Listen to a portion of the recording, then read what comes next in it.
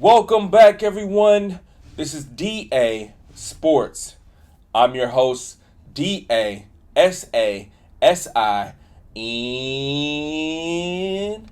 Thank you. This is episode number 22. Today, we got to get into a couple of different things. For starters, we are going to get into a new segment called On a Ledge. On a Ledge is basically where I give you my opinion about a specific topic where I differ from probably everyone else, so I'm on a ledge by myself. And then after On a Ledge, we are going to get into my picks for NFL week number 12. Of course, my picks include my pick 3, my lock of the week, and my underdog pick of the week. So let's get into it. Okay, so to start with the new segment, On a Ledge.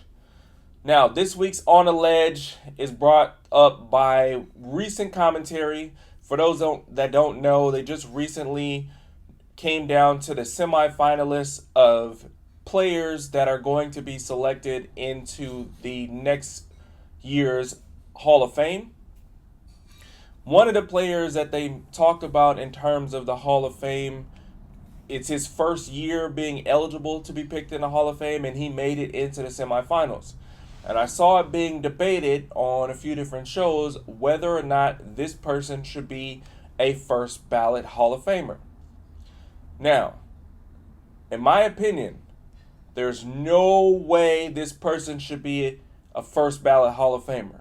But what's making this be my On a Ledge segment is that I don't think this person is a Hall of Famer at all. Now, the person I'm talking about is Eli Manning. That's right, the two-time Super Bowl winning, two-time Super Bowl MVP winning Eli Manning, to me, is not a Hall of Famer at all. Now, understand, I know how the Hall of Fame selections work. I know that eventually it's pretty much inevitable that he's going to get in. That's just how it works. Over time, they kind of just feel like, okay, yeah, I guess you're kind of the next best out of these remaining players, so he's going to get in. There's no way he gets on a first ballot, but to me, he shouldn't get in at all, okay? Eli Manning had two really good playoff runs, which is why he ended up with Super Bowl. But the teams didn't win because of him. They won because of their defense. And he just didn't mess it up as badly during those playoff runs. He gets a lot of credit for being the one who beat Tom Brady in their undefeated season. They scored 17 points in the Super Bowl. The Tom Brady-led unstoppable offense had been averaging over 30 points a game, scored 14 points in the Super Bowl. That was not because of Eli Manning. That was because of the New York Giants defense, which was all-world defense. There's definitely players on that defense that deserve to be in the Hall of Fame. But it wasn't because of Eli Manning. Case in point, Eli Manning in 16 seasons only made it to the Pro Bowl 4 years. Okay? So that means only a quarter of his entire playing career was he even good enough to be named top 3 in his conference to make it to a Pro Bowl selection. Okay? On top of that, his record for his entire career is 500. 117 and 117, which means he lost just as much as he won. I think people have lost the idea and the essence of what the Hall of Fame is supposed to be. The Hall of Fame is supposed to be a collection of the greatest players to ever play the game. Ever. In the history of the game. There's no way Eli Manning is one of the greatest players to ever play the game. Not to mention his record. He also led the league in interceptions 3 separate times. And guess what? One of those seasons that he led the league in interceptions was also the year that he won the Super Bowl, which points to my case that they did not win the Super Bowl because of him. He threw 20 interceptions in 2007. They barely were able to squeak into the playoffs as a wild card team. And then their defense played out of their mind throughout the playoffs and got them to the Super Bowl and led them to a Super Bowl win. It wasn't because of Eli Manning. Yes, he had some great Super Bowl throws. In the one Super Bowl where they beat the Patriots and he threw the pass to David Tyree and Tyree makes the great crazy helmet catch or whatever. That play, part of it was luck because it was really a bad pass. And Tyree was able to get the ball to stick to his helmet. Then in the other one, this one I give him credit for, the 2011 one where he threw the pass along the sideline to Manningham and it dropped in a bucket and it was a huge play. That was a great pass. But making a couple of great passes in a big game does not constitute you being regarded as one of the best players of all time. And here's where I end the argument. You can't find 1 year, not 1 year during Eli Manning's career where Eli Manning would be considered a top 5 quarterback in the league. There's not 1 year in his entire career where you go, okay, if I had to draft all of the quarterbacks in this season, I'm going to take Eli anywhere in my top 5.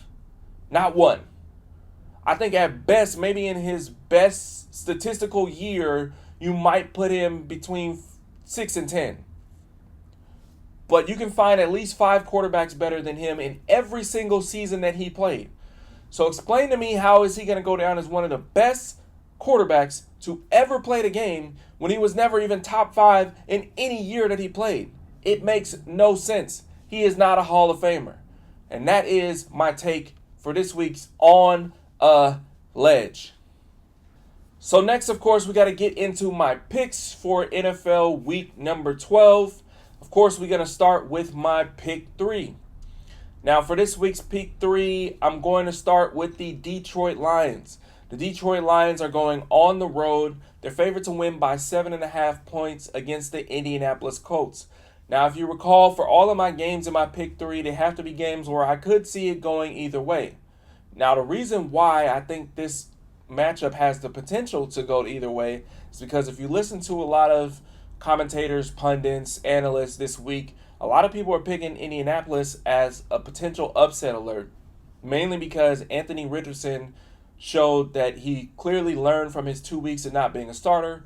Also, Detroit has a history of not being able to play well against mobile quarterbacks, which is definitely Anthony Richardson's strength. So that could provide some sort of challenge. I think it will be difficult for the Colts to go on the road and cover the spread, but I do think the Lions will pull off the win. I just think overall their offense is going to be too much for Indianapolis' defense, so that even if Anthony Richardson does have success on offense, it's not going to matter because Detroit's offense will be able to score more points, and I think that they will maintain the momentum they've had and get this win on the road in Indy. Now, the second game in my pick 3, I'm going with the Houston Texans to beat the Tennessee Titans. Now, Houston is at home and they are favored by 8. I do think that 8-point spread is probably a little too much. It's a rivalry game, and anytime you see division rivals, it doesn't really matter what their previous record is. They're going to play each other tough. We just witnessed this exact example on Thursday Night Football between Pittsburgh and Cleveland. Pittsburgh was 8-2, Cleveland was 2-8, and Cleveland ended up winning the game. And they won the game pretty decisively, even though Pittsburgh was able to come back. So I think this is one of those games that could run itself in that same kind of course. It'll go back and forth. When people think that Houston is going to, extend the lead, Tennessee will find its way to crawl back in. So I think the game will be close, but I do think that Houston will be able to pull off the win. I think they did get some momentum from last week, and I think they'll carry it over into this week. And I just feel like Tennessee won't be able to score enough to keep up with Houston's offense, even though I do think that Tennessee's defense will do a better job against Houston's offense than what Houston was able to do last week against Dallas. So it will be a close game in my opinion, but Houston will get the win, and that is my second pick as part of my pick 3. Now for the last game in my pick 3, I'm going with the Minnesota Vikings on the road to beat the Chicago Bears.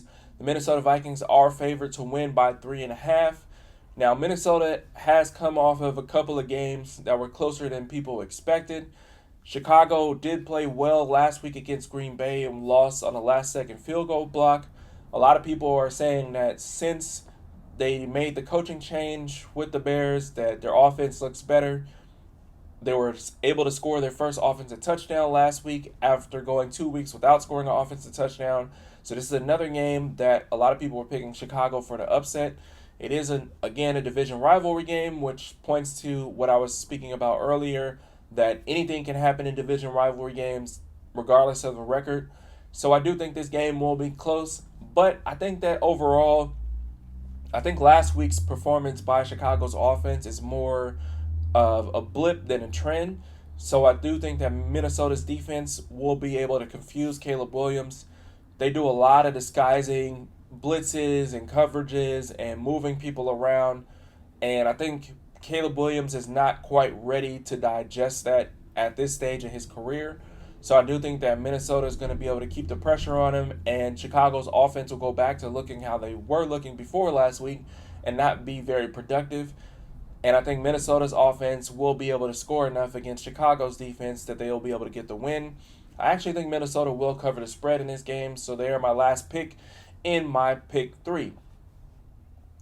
Now we got to get into my lock of the week. Now this week's lock of the week, I'm going with the Kansas City Chiefs on the road against the Carolina Panthers. Kansas City is favored by 10.5.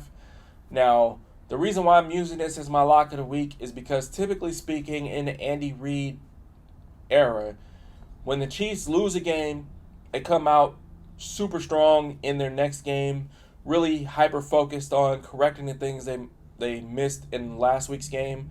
They were on the road against Buffalo. Now they're on the road again against Carolina. Carolina has been playing better as of recent. They used to be in my bottom 5 for majority of the season, but they haven't been in the last few weeks because they've definitely played better. They've been able to get some wins. I believe that Bryce Young is still going to be starting, and that's the part where I feel like it's going to lend itself to Kansas City being dominant. I think Kansas City's defense is going to be determined to get back to their ways. They gave up 30 points for the first time in 2 years last week. I think they're going to make a point to show that they're still one of the top defenses in the league. They're going to confuse Bryce Young. They're going to get after him. I expect upwards of 3 sacks in this game at least. And I think the offense is going to get clicking. I think this is probably the last week before Pacheco comes back. He's not going to play this week, but I do believe he'll be back the following week. And I think Kareem Hunt is going to be running extra hard, knowing he's got to show himself to still be the top player that he's been since he's been starting, so that he can continue to get his carries once Pacheco does come back. So I think that the Chiefs will be very dominant. I actually think they will even cover the 10.5 spread, even though they have a horrible track record of covering large spreads. And this week, I think this will be an exception, and so that's why the Kansas City Chiefs are my lock of the week. Now to finish my picks, I got to go with my underdog pick of the week. Now, admittedly, this week, the underdog pick of the week is pretty tough. If you recall, for my standard for it to be an underdog pick of the week, the team has to be favored to lose by more than 3 points. And there's only 2 teams that I really kind of went back and forth between as far as who I think could potentially pull off an upset that is favored to lose by more than 3 points. One was the San Francisco 49ers, but I didn't pick that one because Brock Purdy is not going to be playing, and I just don't know what to expect from Brandon Allen.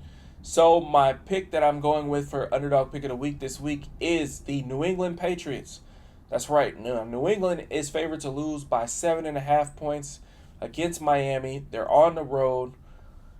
Historically speaking, New England doesn't do well in Miami. Even during Tom Brady era, every time they went to Miami to play Miami, they struggled. They had some huge losses during his tenure when they played Miami in Miami, which is why the spread is so high. And Miami has looked good the last few weeks since Tua has been back in the lineup.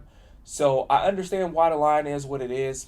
I honestly just think that New England has been playing better the last few weeks. I think Drake May has gotten a lot more confidence. I think the team has kind of rallied around their coach ever since he called them soft when they were leaving from England. So I think that's going to show itself. I think this game is going to be a lot closer than that 7.5 spread.